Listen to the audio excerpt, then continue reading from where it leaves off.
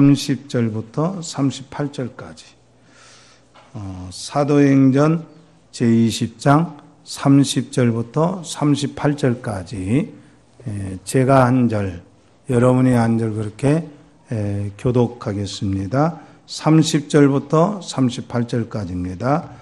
또한 여러분 중에서도 제자들을 끌어 자기를 따르게 하려고 어그러진 말을 하는 사람들이 일어날 줄을 내가 아노라.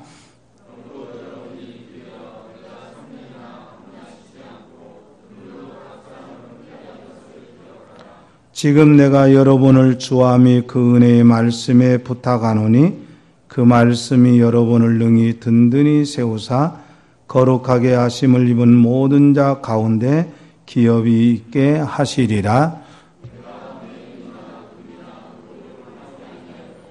여러분이 아는 바와 같이 손으로 나와 내 동행들이 쓰는 것을 충당하여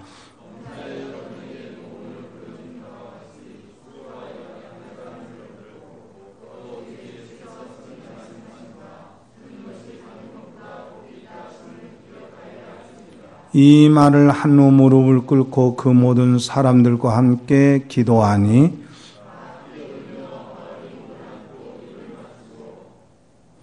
같이 읽습니다. 다시 그 얼굴을 보지 못하리라 한 말로 말미암아 더욱 근심하고 배까지 그를 전송하니라. 아멘. 지난 주 수요일 밤에 그 사도 바울이 3년 동안 말씀을 증거하고 복음을 전했던 교회에 이제 마지막 이별의 시간이 와서 그 교회의 장로들과 함께 이별의 메시지를 전하는 그런 내용을 보게 됩니다. 그래서 지난주에 사도 바울이 다시는 만나지 못할 그런 그 앞날을 예측하면서 특히 그 앞날의 예측처럼 진짜 다시는 만나지 못해요. 바울이 에베소 떠난 이후에 로마로 예루살렘 갔다가 예루살렘에서 죄인으로 포송이 되어서 로마로 갑니다. 그리고 로마에서 복음을 전하다가 순교를 당합니다. 그런데 3년 동안이나 눈물로 가르친 이 교회가 염려가 되는데 뭐에 대한 염려냐? 지난 수요일에도 좀 말씀하셨지만 우리 한번 같이 읽도록 합니다. 29절 같이 읽도록 합니다. 시작. 내가 떠난 후에 사나운 이리가 여러분에게 들어와서 그 양떼를 아끼지 아니하며 또한 여러분 중에서도 제자들을 끌어 자기를 따르게 하려고 어그러진 말을 하는 사람들이 일어날 줄을 내가 아노라. 아멘. 양의 탈을 쓴 이리가 교회를 어지럽게 할 것이다.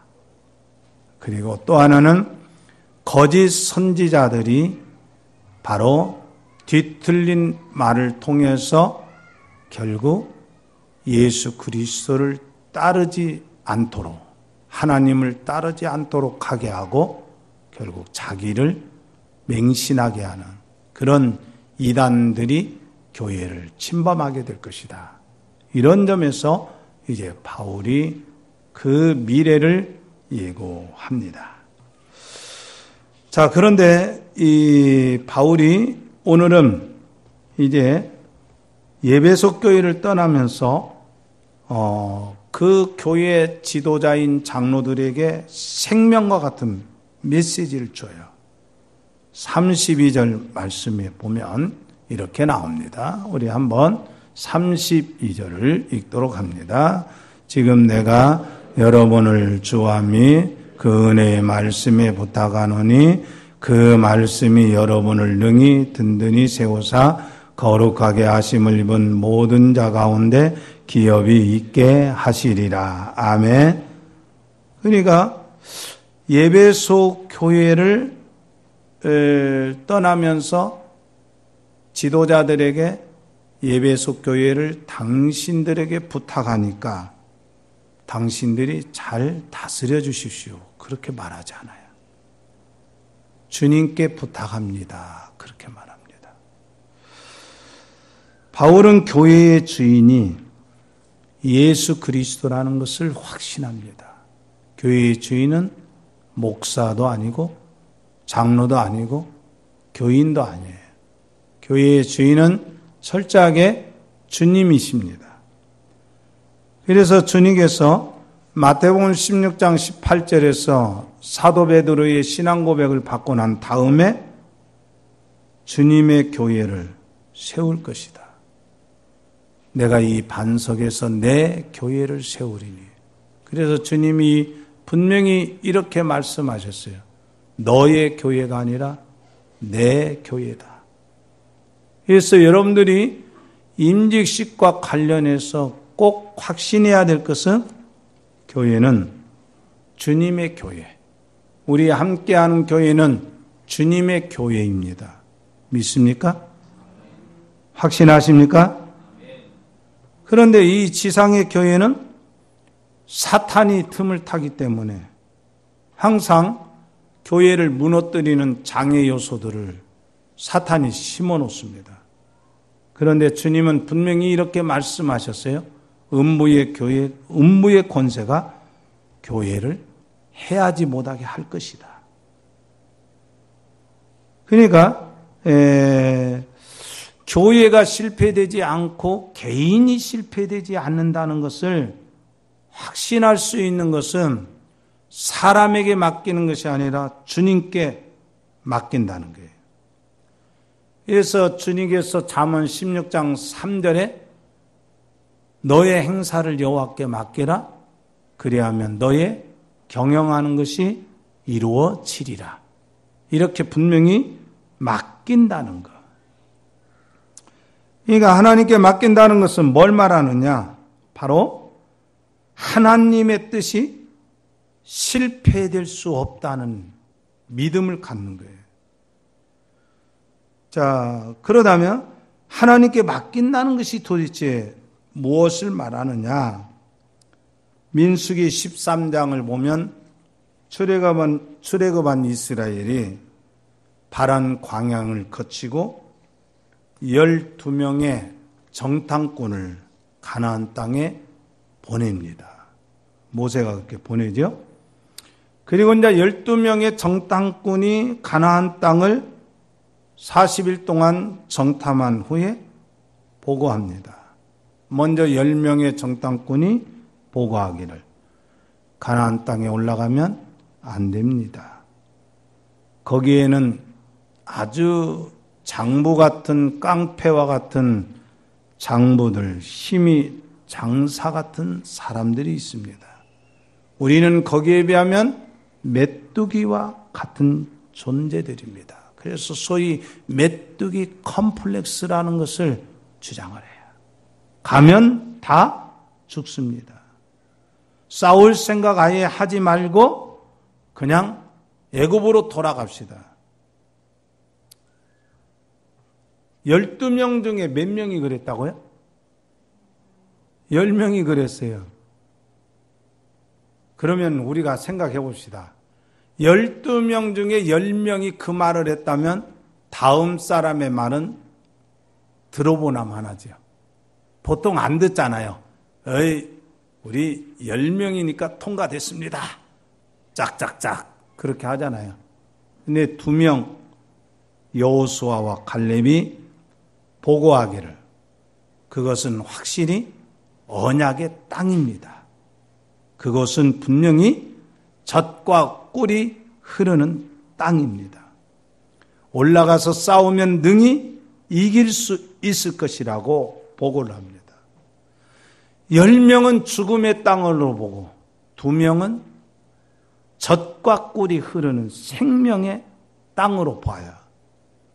10명은 싸우지 말자, 2명은 싸워서 그곳을 탈취하자. 그래서 10명은 두려움의 땅으로 보았지만 2명은 언약의 땅으로 보아요. 언약을 신뢰한 2사람은 하나님의 관점에서 미래를 봐요. 싸우지 말자고 한 10명은 안악 자손이라는 관점으로 미래를 봐요. 그런데 문제는 백성들이에요. 여러분 봐요. 10명의 말에 더 마음이 가겠습니까? 2명의 말에 더 마음이 가겠습니까? 두말할 것 없죠. 10명이죠. 그러니까 백성들이 밤새도록 통곡을 했대. 밤새도록. 하나님을 원망하고 모세를 원망하고, 그러니까 하나님께서 밤새도록 이스라엘 백성들이 통곡하는 이 눈물을 보신 거예요. 이 눈물이, 따라서 합시다. 눈물 중에는 회개의 눈물이 있고 감사의 눈물이 있고 원망의 눈물이 있습니다. 여러분은 어떤 눈물 많이 흘리세요? 아이고, 또 못된 놈 만났네. 하나님, 나 왜 못된 놈 만나게 했어요? 원망? 뭐가 잘 안 됐어? 하나님, 왜 이렇게 되게 해요? 원망? 그런 반면에 내가 약하고 내가 부족하고 내가 얼마나 무서운 죄를 안고 있는 사람인가에 대해서 회개하고, 또 하나님께서 나를 여기까지 인도해 주신 에베네셀의 이 축복에 대해서 감사의 눈물을 흘리는 이 세 부류 중에 하나님께서 이스라엘 백성들은 원망의 눈물이라는 것을 보신 거예요. 그래서 안 되겠다. 출애굽한 이스라엘의 제1세대들은 가나안 땅에 못 들어간다. 가나안 땅에 못 들어가고 광야를 40년 동안 방황해요. 그러니까 이게 뭐냐면, 우리가 하나님께 모든 것을 맡긴다는 것은 하나님께서 가만히 나에게 있으라고 하고 하나님께서 하늘에서 내려온 천사들을 동원해서 뭔 일을 해주는 것이 아니라, 여기에서는 가나안 정복은, 우리 한번 따라서 합시다. 가나안 정복은 내가 싸워야 합니다. 자, 여러분, 우리가 세상에 나가요.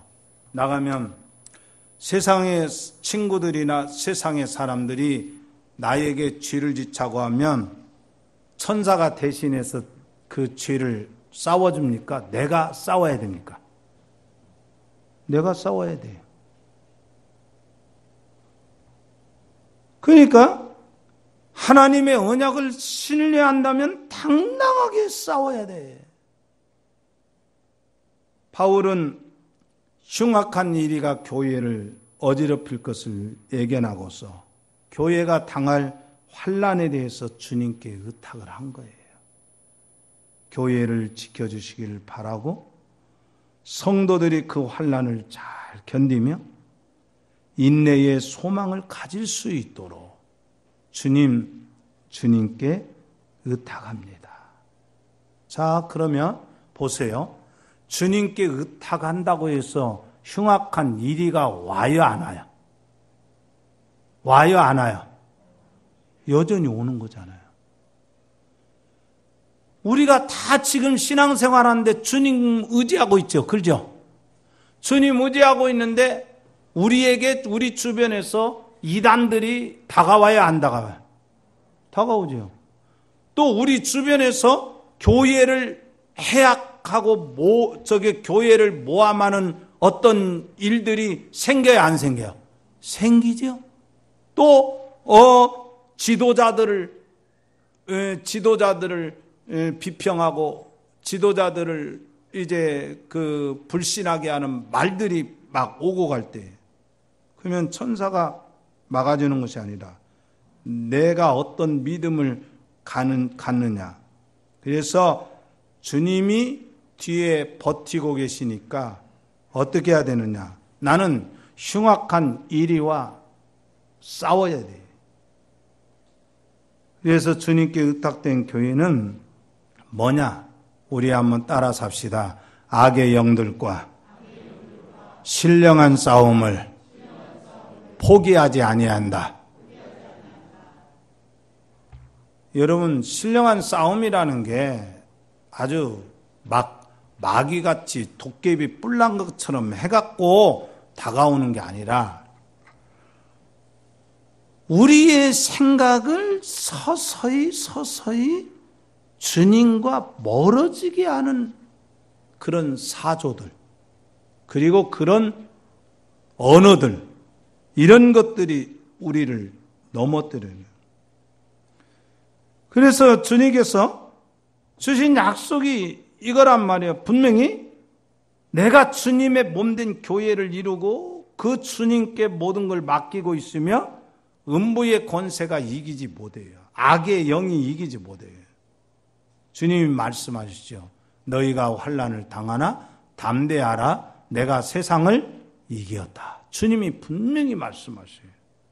그런데 바로 주님께 의탁할 뿐만 아니라 사도 바울은 교회를 말씀에 의탁을 합니다. 오늘 다시 본문을 읽어봅니다. 32절입니다. 읽습니다. 지금 내가 여러분을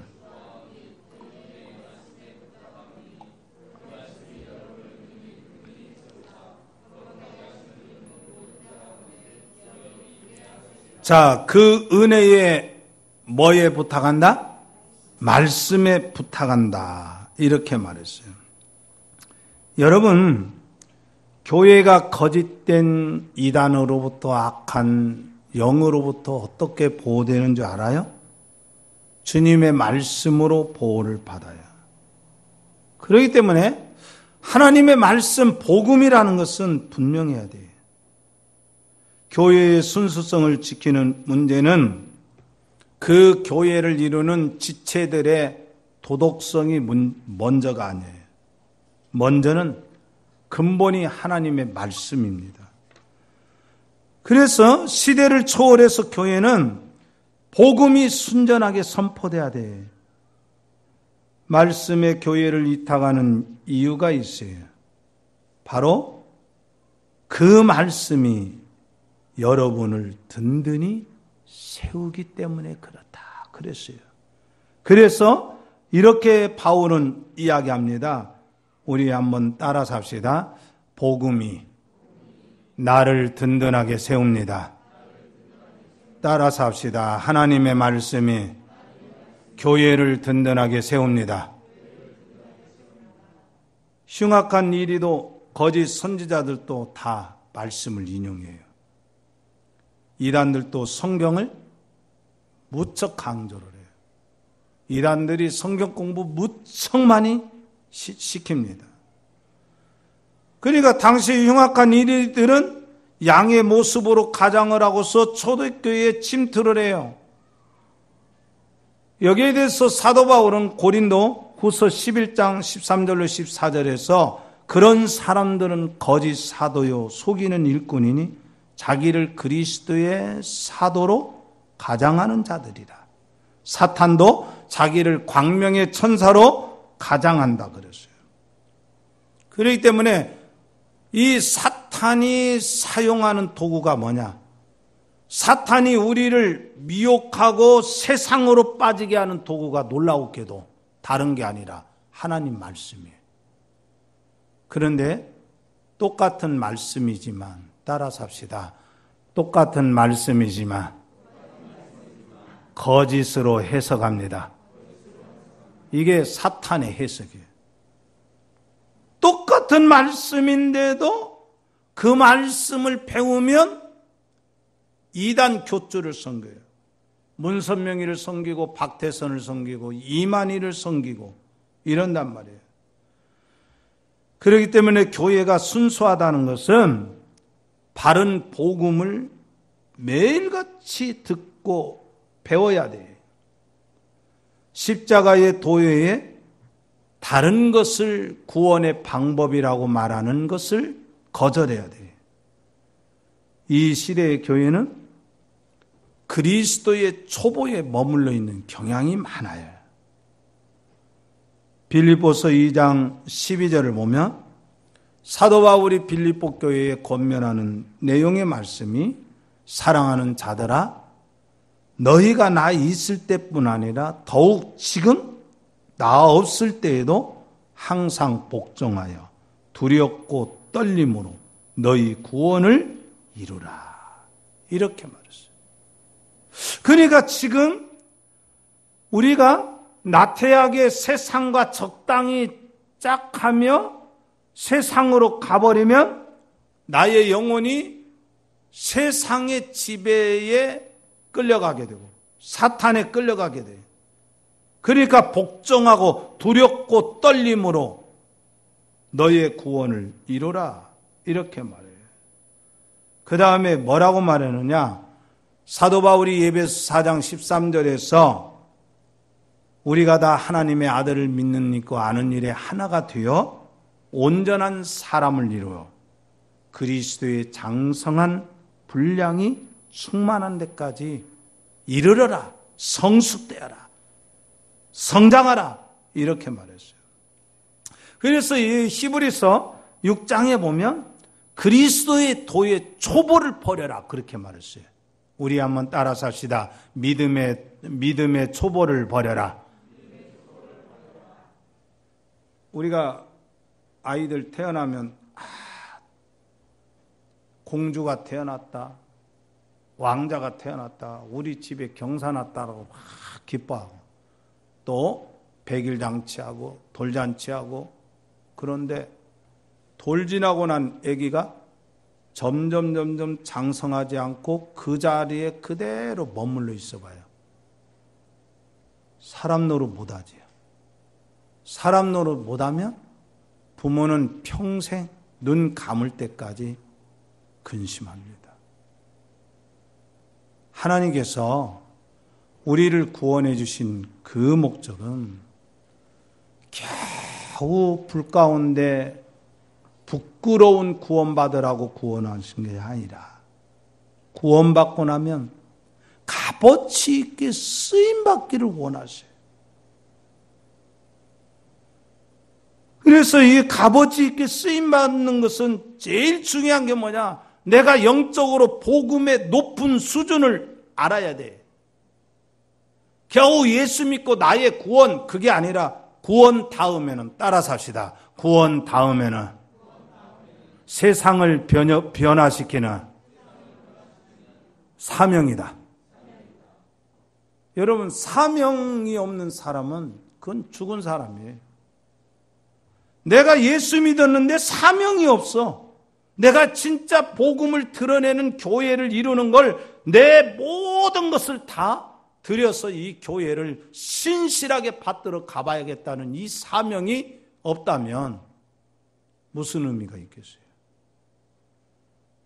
거짓 그리스도가 사람을 미혹할 때 그 시대의 교회가 허약한 사상을 갖고 있을 때 그 거짓 그리스도가 이단들이 활개를 쳐요. 지금 신천지가 활개를 치는 이유가 뭐냐? 교인들이 복음에 굳게 서지 않았고 천하 만민의 예수 외에 구원자가 없다는 이 하나의 복음만 확실하게 가져도 나중에 이만희가 이긴 자가 되고 구원자가 되고 재림주가 된다는 것이 얼마나 거짓말인가. 이거 하나만 붙들어도 이만희를 재림주로 보혜사로 믿지 않을 거예요. 그 다음에 마지막으로 그 말씀이 예배소 교인들을 거룩하게 하고 기업을 이어가게 한다. 이렇게 말했어요. 중요한 것은 이거예요. 내가 어떻게 거룩해지냐. 고무신 신고 다닌다고 해서 거룩해지는 게 아닙니다. 옛날에 중세시대에 정말 교회가 타락하기 시작하니까 이 속세를 떠나서 수도원에 가서 이제 세상 것 다 끊어버리고 이제 주님과 직접 영적 교통하겠다고 하고 기둥 위에 올라가서 돌을 닦아요. 기둥 위에 돌을 닦는데 이 기둥, 오직이야 기둥 위에서 살다가 보니까 엉덩이가 푹 들어가기 시작하는 거야. 나중에 죽어가요. 그 일명 기둥 성자라고 말해요. 그런데 기둥 성자가 그 어두운 중세를 변화 못 시켰어요. 내가 고무신 신고 다닌다고 그게 변화시키는 게 아니라 따라서 합시다. 내 안에 말씀이 들어와야 변화됩니다. 말씀이 깨달아지면요, 첫째로 내 영혼이 맑아져요. 그리고 말씀이 들어오면 뭔가 든든해요. 왜 그러느냐? 말씀은 살아있는 영혼의 양식이기 때문에 그렇습니다. 왜 우리 교회가 교리 공부를 하고, 왜 우리 교회가 하나님의 말씀을 다시 복습하는 순교제를 하는가? 이것은 살아있는 영혼이라는 것을 증명하는 게 되새김질하는 거예요. 시편 1편 1절로 2절을 보면 복이 있는 사람은, 우리 시편 1편 1절 2절 다 암송하죠. 복이 있는 사람은 우리 다 한번 해봅시다. 자, 시작. 복이 있는 사람은 악인들의 꾀를 따르지 아니하며 죄인들의 길에 서지 아니하며 오만한 자들의 자리에 앉지 아니하고 오직 여호와의 율법을 즐거워하여 그의 율법을 주야로 묵상하는도다. 아멘. 여러분, 오직 여호와의 율법을 즐거워하여 그의 율법을 주야로 묵상한다. 여기 묵상이라는 게 바로 히브리어로 보면 거듭하여 있고 마음속에 이미지 시켜 둔다. 이게 뭐냐면 소가 되새김질 하지 않으면 죽어요. 사람의 영혼은 말씀을 되새김질 해야 영적 능력이 생겨요. 교회가 힘이 약해지고 무너지는 것은 말씀을 받고 대하는 태도에 그 원인이 있어요.